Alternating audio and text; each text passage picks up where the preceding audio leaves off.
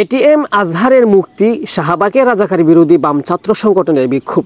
Supreme court কর্তৃক যুদ্ধাপরাধে দণ্ডপ্রাপ্ত ATM Azharul ইসলামকে খালাস দেওয়ায় প্রতিবাদে শাহবাগ ও ঢাকা বিশ্ববিদ্যালয় এলাকায় উত্তাল হয়ে ওঠে। মুক্তিযুদ্ধের সময় মানবতা বিরোধী অপরাধে দোষী সাব্যস্ত এই জামাত নেতার মুক্তির ঘটনায় খুবই ফেটে পড়ে প্রগতিশীল ছাত্র সমাজ। মঙ্গলবার সন্ধ্যায় শাহবাগ টিএসসি এলাকা থেকে মশাল মিছিল বের করে বাংলাদেশ ছাত্র ইউনিয়ন, সমাজতান্ত্রিক ছাত্রফ্রন্ট, ছাত্র ফেডারেশন, বিপ্লবী ছাত্রমৈত্রী সহ একাধিক বামপন্থী ছাত্র সংগঠন। মিছিলটি রাজু ভাস্কর্যের সামনে সংক্ষিপ্ত সমাবেশের মাধ্যমে শেষ হয়। শাহবাগী বামপন্থী প্রতিবাদকারীরা জানান, যুদ্ধাপরাধীদের মুক্তি দিয়ে রাষ্ট্রের মৌলিক ন্যায় বিচার ব্যবস্থাকে প্রশ্নবিদ্ধ করা হচ্ছে। তারা এটিএম আজহারের মুক্তিকে বিচার ব্যবস্থার প্রতি জনগণের আস্থার উপর আঘাত হিসেবে আখ্যা দেন। পাল্টাপাল্টি স্লোগান ও উত্তেজনা। মিছিলটি হলপাড়া এলাকায় পৌঁছালে কয়েকটি হল থেকে পাল্টা স্লোগান ও উত্তেজনা সৃষ্টি হয়।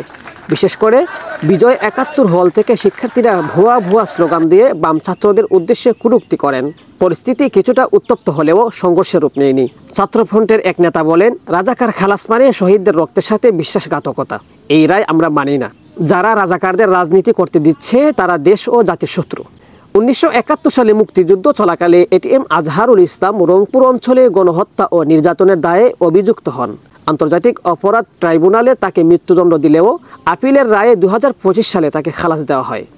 এ বিষয়ে নেটিজেনদের দাবি, বামপন্থী শাহবাগীরা যারা মিছিলে অংশগ্রহণ করছেন তারা স্বৈরাচার শেখ হাসিনার লুকায়িত দোসর ছিলেন। আওয়ামী লীগের রাজনীতিতে তারা পোষা কুকুরের মতোই ছিলেন বলে জানা যায়।